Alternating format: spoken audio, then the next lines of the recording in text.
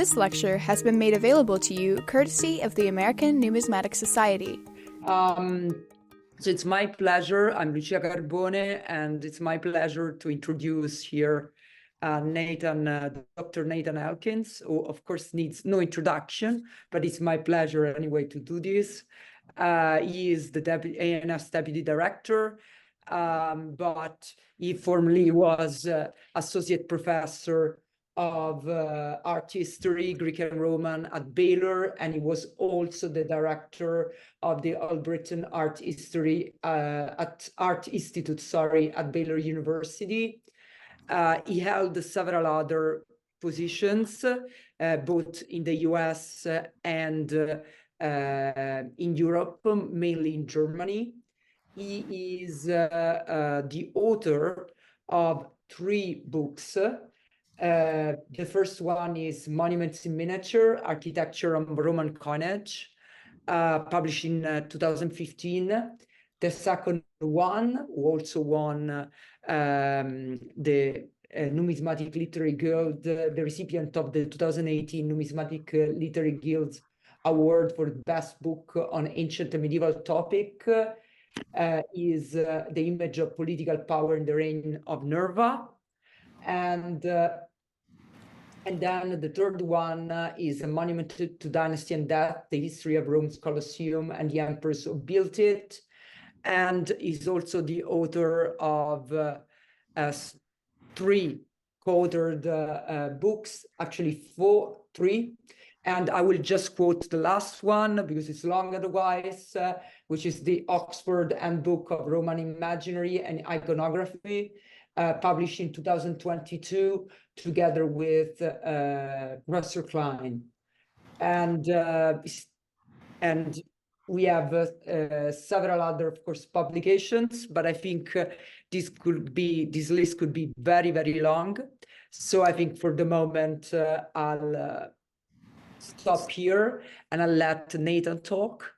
And if anybody wants me to talk more about the bibliography, about what Nathan's wrote, I can do it, or Nathan can do it himself. Okay, thank you, Nathan. Hi. All right, thank you, Lucia, for that introduction. Before I start, I also wanted to say something. We congratulate Lucia because she has just, her book, Local Coinages in a Roman World, a catalog of the Richard B. Wachonki collection of coins in the early Roman provinces, was just published. And it is now available to order from both our European and US distributors. It's on the ANS website with links to those. And of course, I want to remind you that as members, you get a 30% discount on ANS publications with the discount code. So congratulations to Lucia on the publication of what will be a very important reference work. And I know many of our members will be excited to order it and read it. So now I'll go ahead and share my screen. Just want to say that Nathan was no little part in this, because now among his many responsibilities is also basically the acting director of publications of ANS for the moment. So just to say, okay. Okay, thank you. So I'll begin, and I'll just remind you, if you weren't, or tell you if you weren't here in February, that I'm doing a 3-part long table series on the Imperial Coinage of Nerva. The first was on February 2nd. If you missed it, there's the YouTube link there. You can watch it on YouTube. And then in that lecture, I talked about the military types of Nerva and the characterization of Nerva as military commander. Today I'll be focusing on what I call the Rome types. These are types that referred to the interests the interests of the constituencies of the city of Rome, so primarily the urban plebs and the Senate, and also just one type that refers more generically to the interests of the Italian municipalities.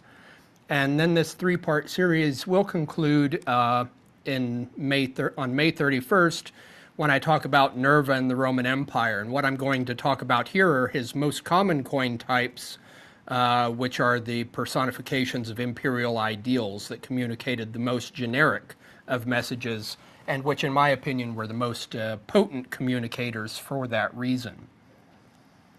I gave an overview of this project rationale in the first topic, but I know that it's been a couple months since then, and not everybody was there on February 2nd, so I'll just give you a quick refresher.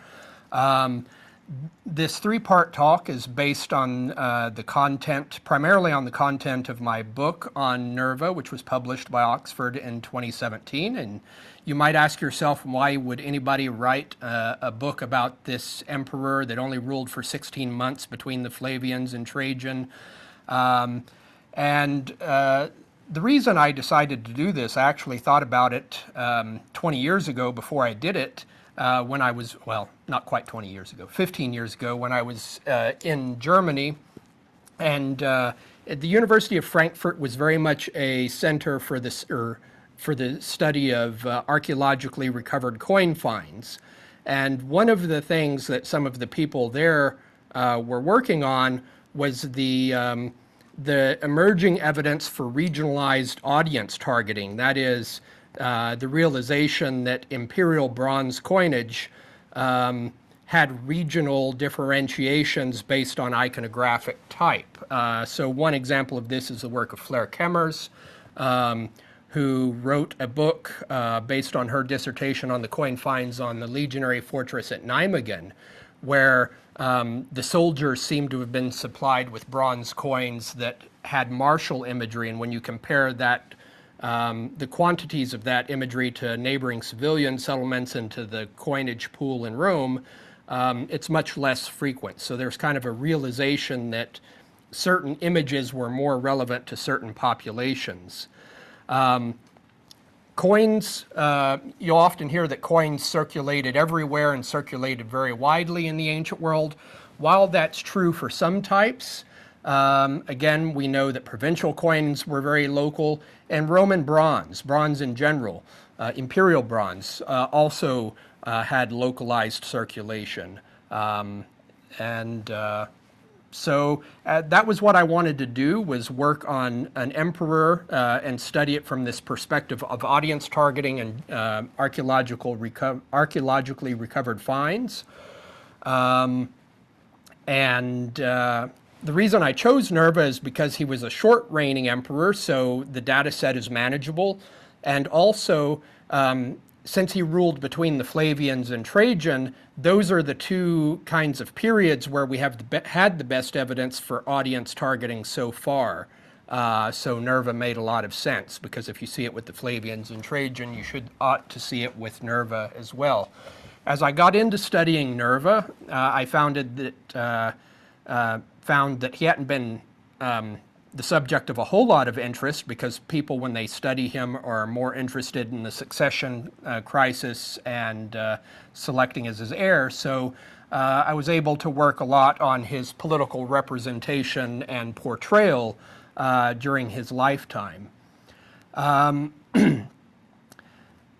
Also, the coins, since he didn't rule very long, the coins are the best evidence for understanding the political program and how he was portrayed to the public during his lifetime.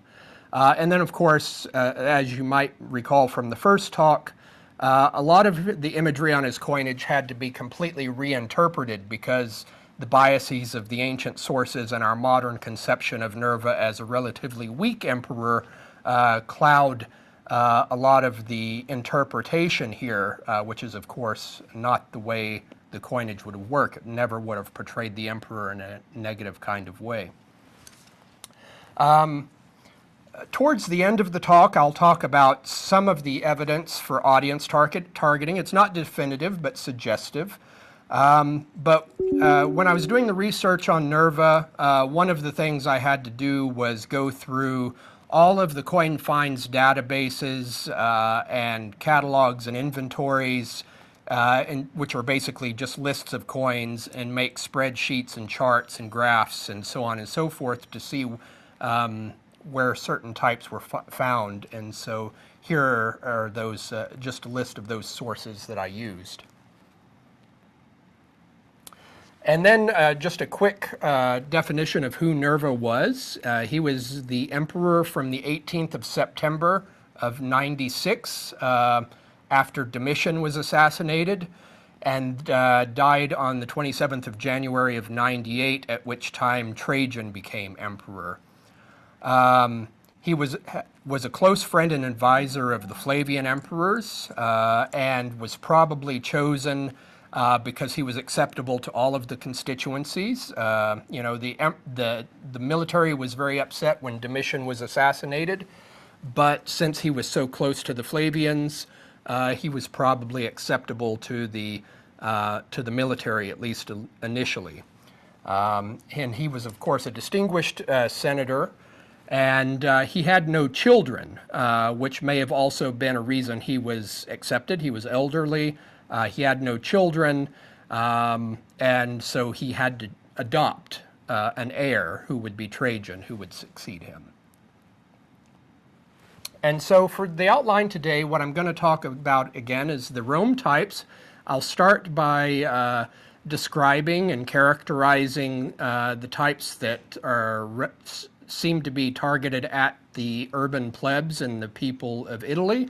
And then I'll talk about a few types that refer to the interests of the Senate. And then I'll conclude with what little evidence we have for audience targeting according to Fines. I will start here with this chart of the different emissions, the different coin emissions of Nerva. Even though he ruled for only 16 months, his coinage is very well organized and dated, so we have 6 distinct coin emissions in this 6-month period. And I made these charts for a presentation I did in Munich last month, so I thought I would recycle them here. And so here you see the precious metal coinage, and this first column is the first emission, and you see pretty much generic imperial ideals dominating this coinage. This is what I'll talk about in part 3 of the talk. And then the bronze coinage, you'll see again, is generally also pretty generic in its messaging. However, you'll see some types are introduced later on, particularly in the 3rd and the 4th emissions. And these are types that refer to specific policy changes. So I think what you're seeing with the coinage of Nerva is, of course, he suddenly comes to power after the assassination of Domitian.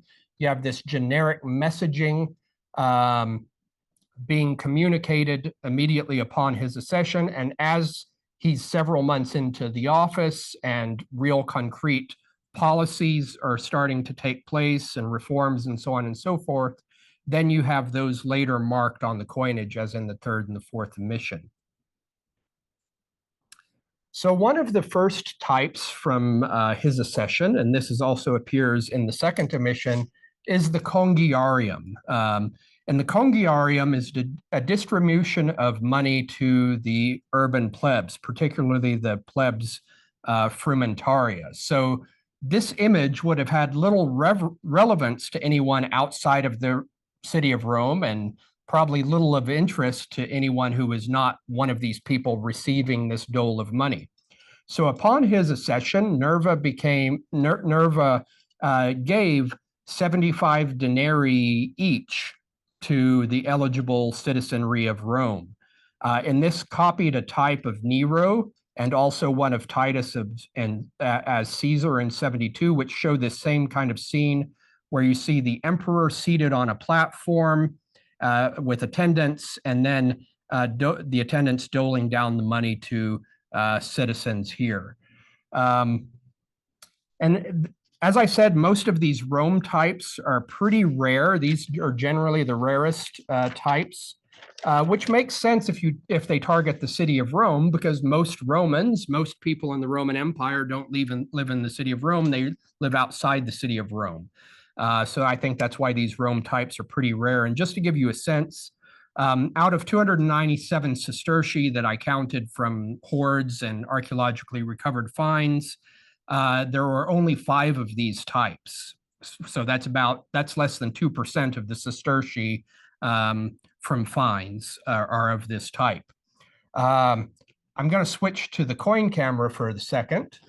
We do have one of these at the ANS. It's not a very good one. You can see it's not very well preserved, but you can make out the outline there of the emperor seated on the platform, the attendants, and the people receiving it in front of him. And just so you believe me that he's Nerva, there you can see Nerva there on the obverse. So again, not a great type, but we are fortunate to have one here at the ANS. So I'll go back to my screen share. All right.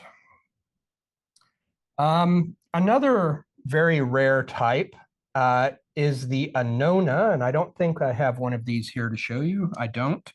So the Anona type, you have the legend Anona Augusti, the Anona of the emperor.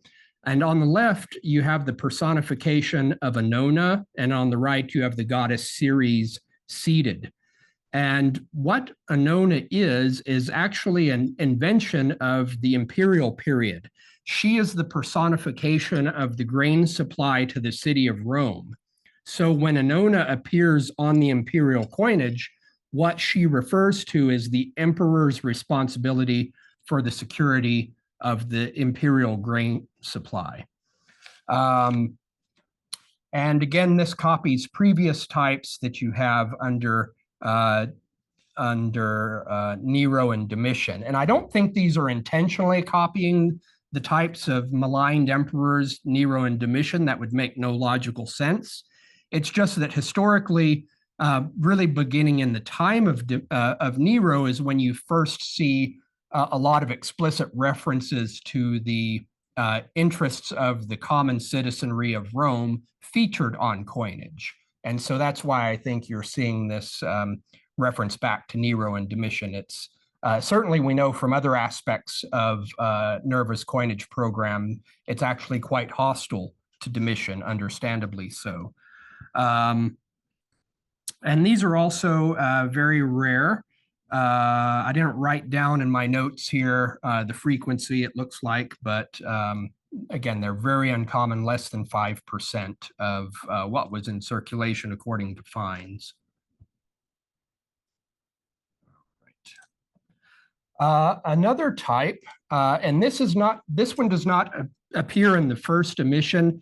It actually appears in the third and the fourth emissions. So this is referring to some policy or some act that happened many months after Nerva became emperor. And the legend on the coin reads Plebi Urbani Frumento Constituto, which refers to an extraordinary distribution of grain to the urban plebs. So like the Anona type, it refers to the emperor and the security and availability of grain for the people of Rome. And of course, the design here is a modius, a grain measure, and you can see the stalks of wheat coming out of it, suggesting that kind of abundance that is available. And we do have one of these here at the ANS. I'll switch to the coin camera again. And there you can see it. Maybe I'll zoom out a little. This one's actually not bad. This one's pretty good. You can read the legend pretty fully and see the grain stalks coming out of there pretty prominently. Right. So now I've got to switch back to the share. Oh, I'm already on the share. Okay. Related to this type, I wanted to talk about the semesis of Nerva. These are the irregularly produced fractions of an as. So this is a half of an as. And these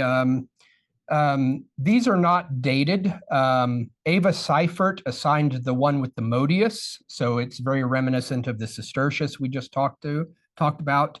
To the second emission, and I can't remember exactly why she assigned it to the second emission, since we don't see it on sestertii until the third and fourth emission. But then the second semis you see here has Juno on the obverse and then rudder over a globe on the reverse, which is an emblematic of fortune and guided fortune, good governance as well. And she assigns that to the 5th emission of, which is at the end of 97, the fall of 97. And the reason for this is that you have that same reverse type on some restored types for the deified Augustus. And so it would make sense that that mirrors that, that period. I also just want to point out here in this example from the BNF, you see that, that mark here with the eagle, which shows that it's from the D'Este collection. So I'll show you the 2 semesis we have here at the ANS on the camera. So I've got to stop the share. So here's the one we have at the ANS with the Modius, and maybe I can zoom in on that one. There you go. So this is about the size of a dime or so. And then I'll show you the one with the rudder on the globe here. And then there's the obverse with Juno. Unfortunately, no D'Este mark, but beggars can't be choosers. Of the semesis, I think I had 25, 23, 24, 25 of these in my data set from finds.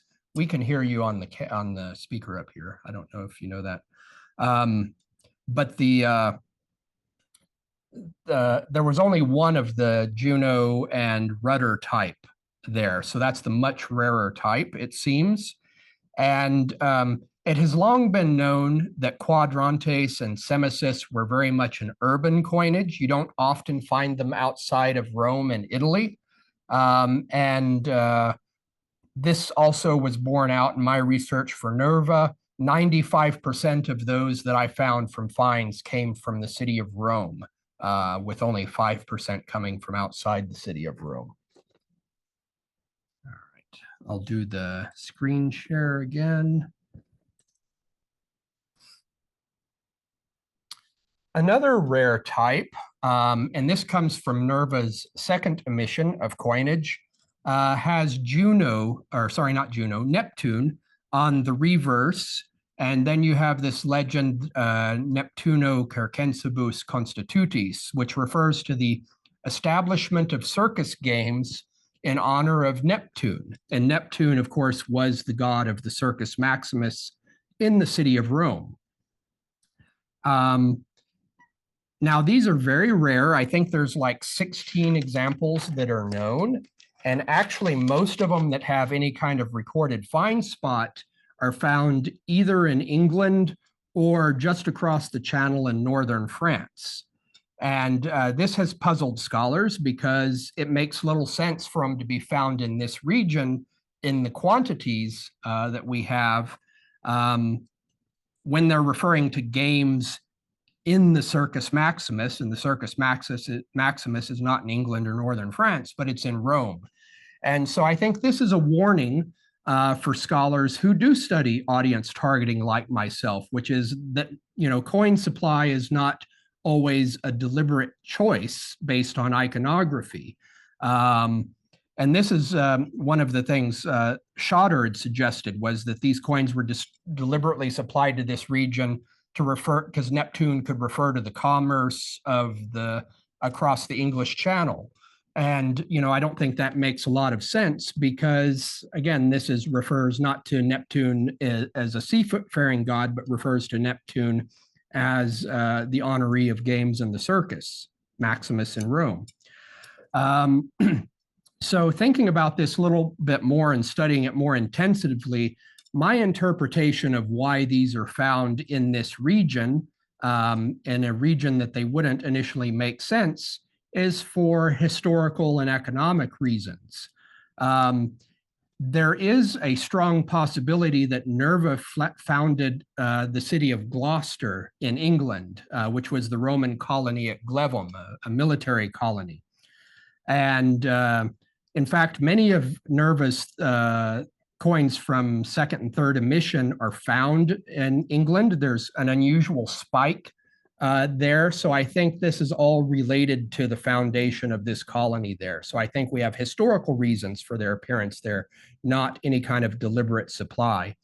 And I had a similar conclusion with my study of the Colosseum coins of Titus and Domitian, which are unusually concentrated in the area around modern Frankfurt, Germany. Of course, it makes no sense that Colosseum coins would be deliberately targeted there, because they would have made the most sense in Rome. And in fact, they do predominate in old Italian collections in the city of Rome. The Vatican has like 4 or 5 of them, for example, from finds hundreds and hundreds of years ago.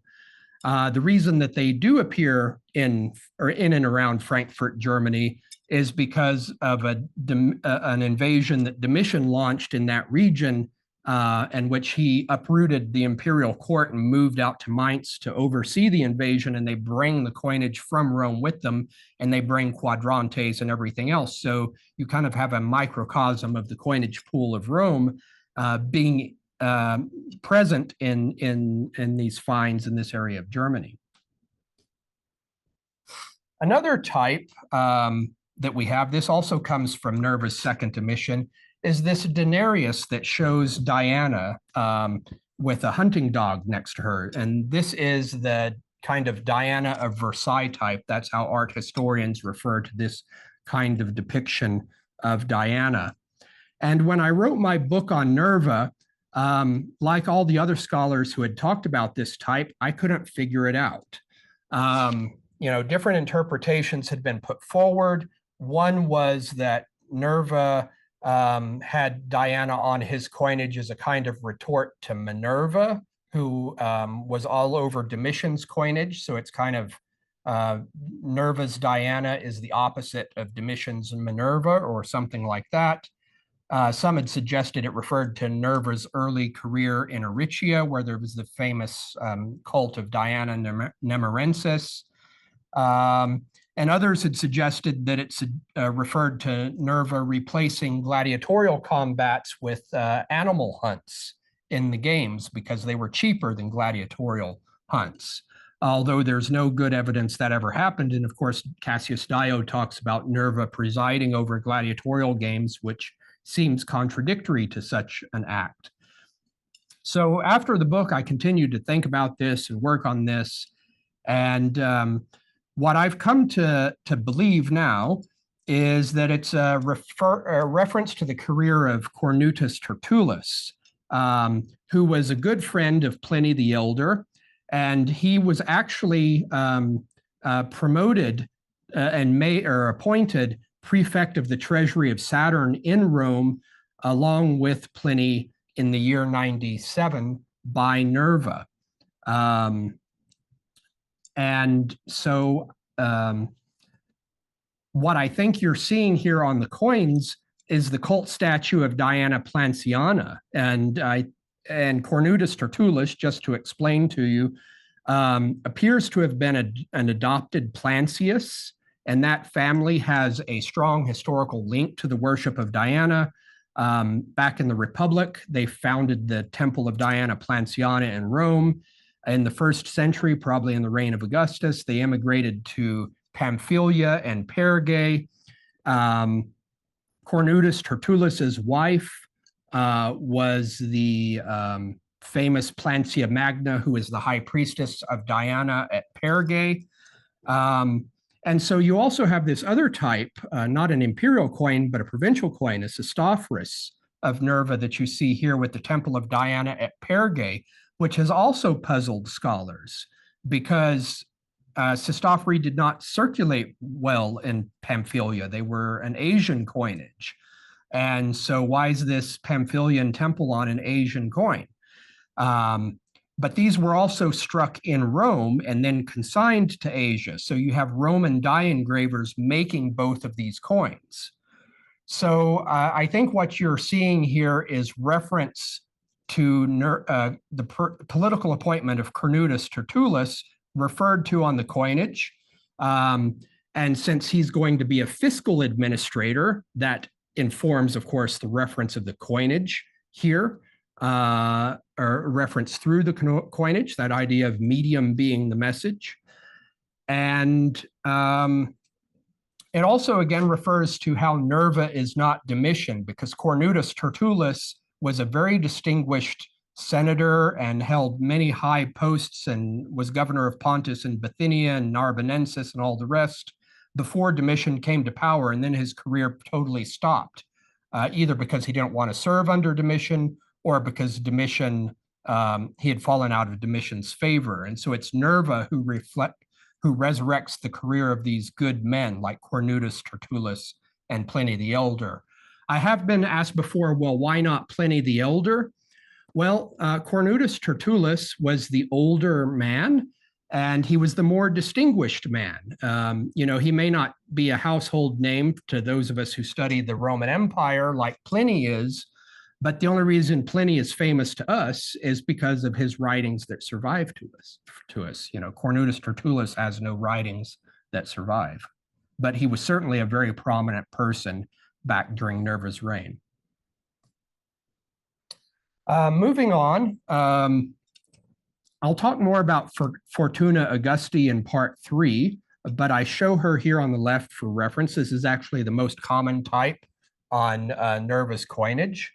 But we also have a different kind of Fortuna that appears on Nerva's coinage, and that is Fortuna Populi Romani. So it's not just the generic Augustan fortune, Augustan good luck, what does that mean?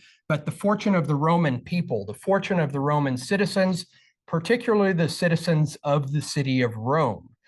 So this is a much rarer type. About 6% of the coin finds from my data set are the sestertii, less than 5% of the denarii.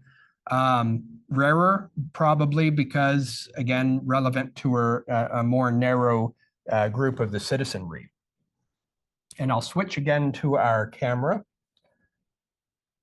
And here's a sestertius at the ANS. Again, this one's pretty worn, but you can see the seated Fortuna there. Might be a little hard, but you can make out the F and the O, so you can see Fortuna on the label there. And we also have a better denarius that I'll show you. There you go. So there's the denarius with Fortuna PR, Fortuna Populi Romani.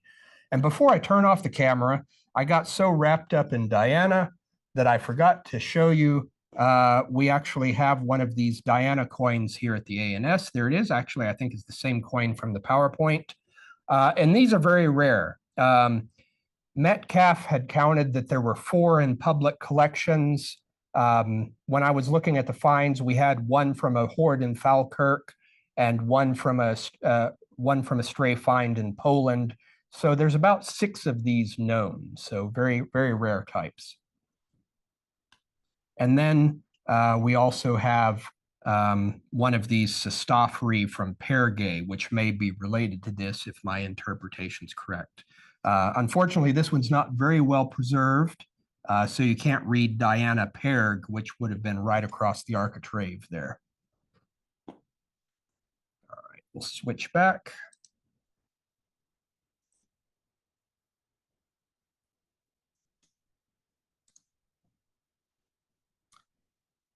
Another type, and this refers more generically to the interests of Italian municipalities. So not so much just the city of Rome, but people outside of Rome.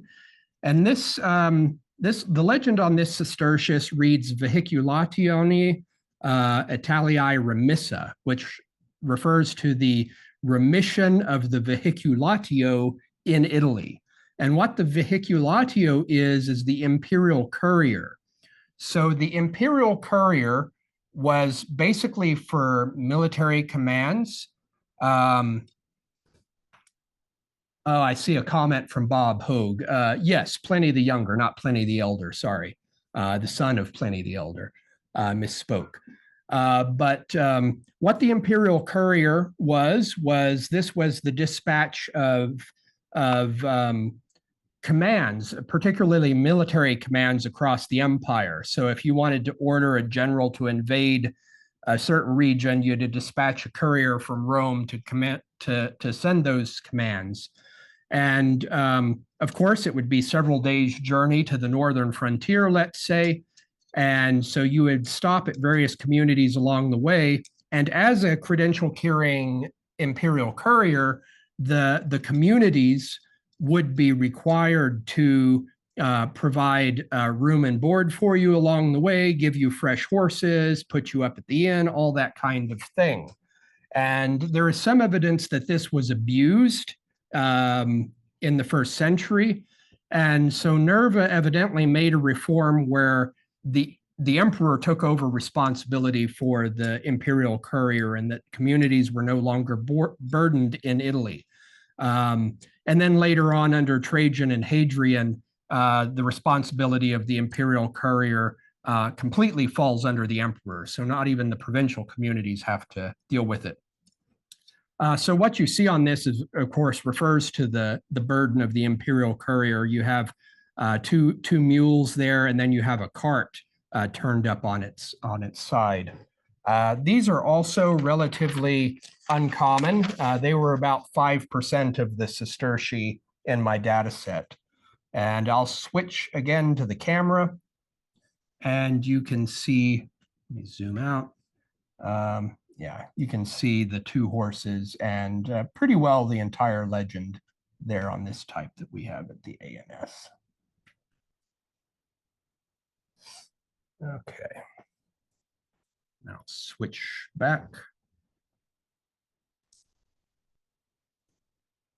Okay. Another denarius type I want to show you is salus publica, referring to public health. You see this on denarii in the first, third, and fourth emissions. Makes up no more than 5 to 12% of any of the emissions in which she appears. Holds wheat in her hand. I know it's a little hard to see here, but that's wheat, referring to, again, prosperity and security through the provision of the grain supply, and referring generally to the economic health and stability. And I think really refers to Domitian as a reformer, because as we see from his coin types and also in the literary sources, he made a lot of domestic reforms, particularly for people living in Italy. So this idea of public health generically refers to all of these kinds of reforms. And I'll switch to the camera again, show you this coin that we have at the ANS. There you go.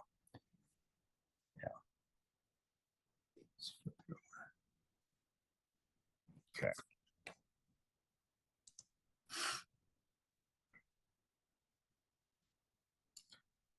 And then we will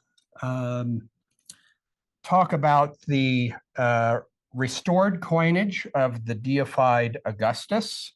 If you're interested in the restored coins, there's a great book by Holger Komnick in German from 2001, Die Restitutionsmünzen. And these were first struck under Titus, and then again under Domitian, and then under Nerva, and then under Trajan. And these are not dated in and of themselves, but Ava Seifert assigns them to the fifth emission of the fifth emission of Nerva's coinage, because otherwise there are no bronzes from that emission. So I think that makes a lot of sense. And it would also make them dynastic, which many of the restitutions types appear to be anyway, because the fifth emission would have been coincident with Nerva's adoption of Trajan as his heir. So if that interpretation is correct, which I think it is, this suggests that Nerva is a founder of a dynasty like Augustus. And you may not see it very well in the types illustrated here, but on some of these restored types, this image of the deified Augustus actually looks a lot like the Emperor Nerva. So Nerva has the same kind of facial features as Augustus, or Augustus has the same kind of facial features as Nerva. Also, one of the things I did in the book was, try to examine all of this in concert with contemporary literary sources. And in 96, the poet Marshall writes his 11th book, which is all about the Saturnalia, and refers to liberty and license, but also liberty and license that Nerva brings, and so on and so forth. And he uses this language of Nerva, Nerva being the restoration of Augustus to the earth. And this is the same language you kind of see on the coins as well, with Nerva restitutit, Nerva restoring Augustus in a way. So I think there's a really interesting intersection between the visual culture, the coins, and the literature here as well, the laudatory literature, the poetry. I'll show you very quickly some of these that we have at the ANS. So here's, zoom out. There's one of the Cistercius types. You can see the big SC on the reverse. There's an as with Divus Augustus. And then we have the Thunderbolt. Some of these restored types have these implements of Jupiter on there, like this one with the Thunderbolt, which again makes sense if it refers to the adoption of Trajan, because Trajan was aligned with the image of Jupiter. And of course, Nerva announced his adoption in front of the temple of Jupiter Optimus Maximus. Here's a Dupondius, again, the image of the deified Augustus. And then we have, this is like that Semis I referred to earlier. You see the globe with the rudder on the reverse, referring to good guided governance and administration. And then here's another as with Divus Augustus. And here the eagle. And again, the eagle on the globe, perhaps related to the imagery of Jupiter. And so again, here you can see perhaps a reference obliquely to Trajan's adoption. So I'll switch back to my PowerPoint.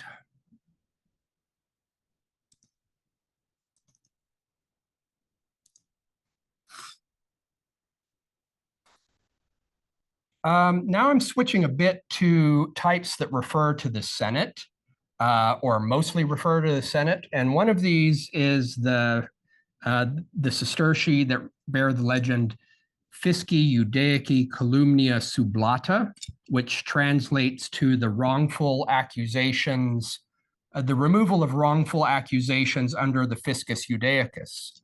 And what the Fiscus Judaicus is a kind of treasury that was set up by Vespasian after the destruction of the temple in Jerusalem during the Jewish revolt. And of course, Jews had previously paid an annual tax to the temple in Jerusalem for its maintenance and upkeep. But as a humiliation after the revolt and the destruction of the temple, Vespasian redirected that tax that the Jews paid for the temple. He redirected that tax to Rome for the maintenance and upkeep of the temple of Jupiter Optimus Maximus. And so they were paying the equivalent of 2 drams or 2 denarii annually for this temple for a god that they did not worship.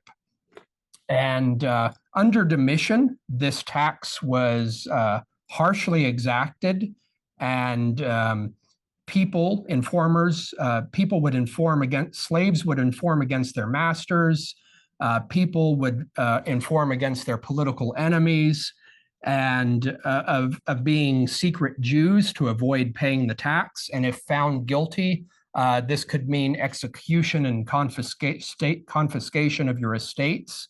And the fiscus would, of course, take all of this money after killing someone.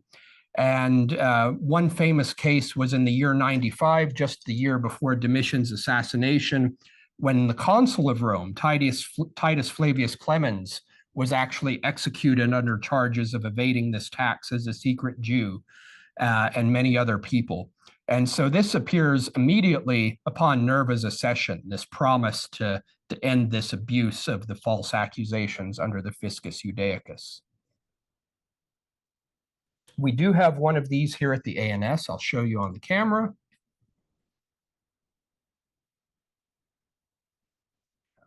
Zoom in a little bit there.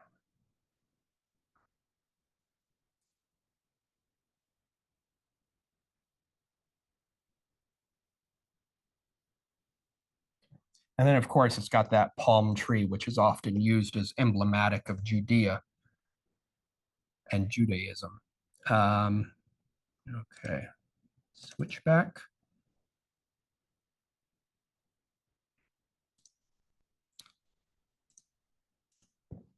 So one very rare type, there's, I didn't write down the percentage, but these again are very, very rare, probably among the rarest, are types that refer to the providentia of the Senate, providentia senatus.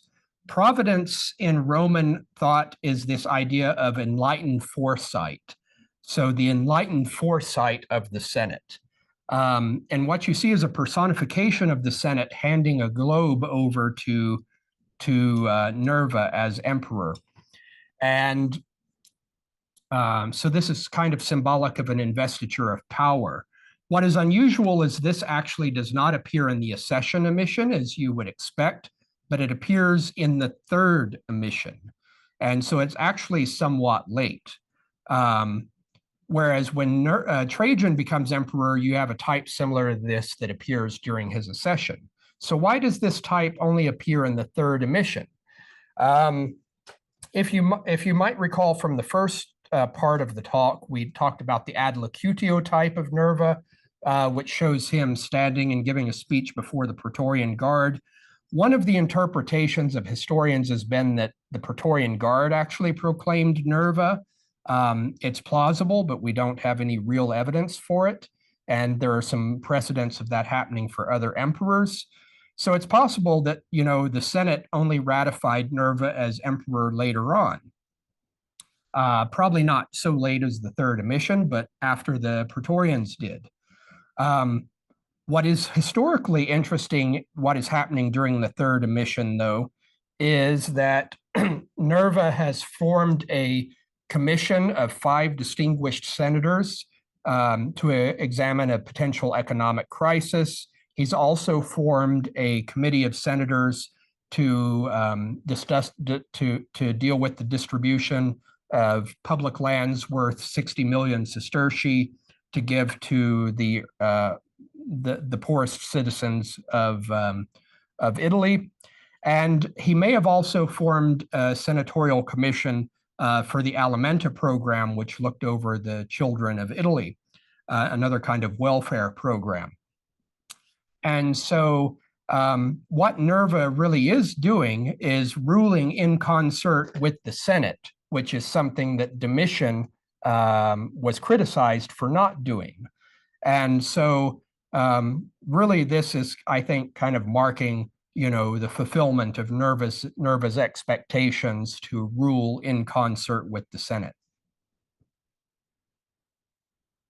And so if you were to sum up Nerva's coinage program in one type, I think this is really what you have here on this sestertius, Roma Renescens, Rome Reborn. And this imitates a type that you see under Galba and early in Vespasian's reign, referring to what Rome is now under these new emperors after the death of the maligned Nero. Rome was ruled by this tyrant Domitian, and now this new enlightened emperor Nerva has taken over, and Rome is being reborn under this new kind of enlightened leadership is the idea here. Again, also a very rare type. So I want to conclude by making some observations on coin finds, where they're found, audience targeting, and so on. So what you have here are some pie charts referring to the proportional frequencies of types from certain regions, certain samples. So you have the Garonne hoard, which is incredibly large hoards of sestertii from France. You have 145 sestertii of Nerva in this hoard. The Mainz Taunus Wetterau area is kind of the area around modern Mainz and Frankfurt in Germany. And the reason I pulled out this sample area is just because it's an area where there's been a lot of intense archaeological excavation and recording of coin finds. So we have an amount. And then we have this smaller data set from the city of Rome. Now, I know that these samples are small, particularly Rome, where you have 12. So it's not statistically significant by any means. You can't make any bold conclusion here. But there are some rare types here that seemingly are most relevant to the Romans, the vehiculatio type, the restored types. And we do have evidence, if you look at Komnick's study, for example, that all of the restored types circulated primarily in Rome and Italy. Fortuna, Populi, Romani, the Conarium, we have those in Rome. And even though it's a small set, I think it's remarkable we still have them in the sample for Rome because of the historical circumstances about this find complex. So these coins were dug up in the late 19th century during the period of the Risorgimento, when Rome was becoming the new capital of the modern Italy, the modern nation state of Italy. And all of these coins were just kind of dumped en masse in the Capitoline museums and the Museo Nazionale, and that's where the two groups were. And the group in the Museo Nazionale sat around in boxes, wooden boxes, for a long time, was never systematically studied or the coins cleaned and identified. And so the curator, it's amazing how museum practices have changed. In the early 20th century, the curator would actually invite collectors in to buy things out of this. So the set was pilfered. And of course, collectors make, museum curators and collectors make selection processes when bringing things into their collection. And, you know, we are biased in the sense that we find visually interesting and historically interesting types that refer to specific historical events, like a congiarium, like the vehiculatio, like the fiscus judaicus, like the frumentum. You know, we're much less interested, generally speaking, in the personifications of imperial ideals like Fortuna or Equitas or what have you. And only in the last couple of decades has the study of imperial ideals really taken off, and particularly on coinage. So, you know, I think that these more common types of the imperial ideals are generally going to be overrepresented because of human behavior, those rare types would have been pilfered out of what was originally there. And we still have, you know, the one or the two that are still there from Rome. So again, as I say, I know that this statistically is a very problematic set to make any bold conclusions, but I'd like to say it's suggestive of the fact that these did circulate more frequently among the audience that they were targeted at. On the Dupondii, again, you have not so significant numbers, but you can see the Dupondii and the Asses. But again, you can see here, for example, the restored types, particularly on the Dupondii, it seems, well, again, it's only one type, so you can't be very bold, but it's suggestive. And as I said before, Komnick also kind of came to the same conclusions with the study of the restored types being an Italian type. And then finally, we have this, and again, we have to be very careful with this data set too. So Hobley had written a dissertation that he published with archaeological reports studying the distribution of imperial bronze coins in the Western Empire. And some of these Rome types, as I call them here, you see are much more common in Italy than outside of Italy. The problem with Hobley's methodology is that he's looking at collections as opposed to finds. And of course, collections can be formed from buying what's available on the market. But in Italy, though, a lot of these collections are based on old local finds from hundreds of years ago, like the Vatican and so on and so forth. So it's suggestive evidence, but not definitive evidence that these circulated primarily in Rome and Italy. So that's what I've got. Thank you very much. I'm happy to answer any questions. I did see a comment in the chat from Bob Hogue. I think he said, aren't they referred to mules instead of horses? I thought I said mules. I don't remember. Perhaps you said horses, but I don't think. I might have said horses once, but I think I also said mules, but. Okay. He said mules. Okay. It's not a big thing, I guess. Yeah. Any questions or comments? Oh, yes, Austin. Hey, Austin. Hello. Hello. How are you? How's you? So thank you so much for this. This was a wonderful talk. You mentioned the Roma Renaissance as drawing on like an earlier Galba type, but do you ever see this come back, or is this sort of like a one-time revival? That's a good question. Off the top of my head, I can't think of it reappearing later, but I don't know if it does. I looked before, not after. So, yeah, I don't know if anyone in the chat knows if it appears later on or not. No, not on top of at the top of my head. No. Probably not in the 2nd century, because they're all quote unquote good emperors in the 2nd century, right? And then you have a whole new set of kind of types and messages that evolved during the Severian and period of the soldier emperors. So I would assume probably not, but I haven't looked. Okay. Okay. Other questions? No, it doesn't seem. Okay. So if there are no other questions, I think we can. Lucia's book. Yep. I think, thank you.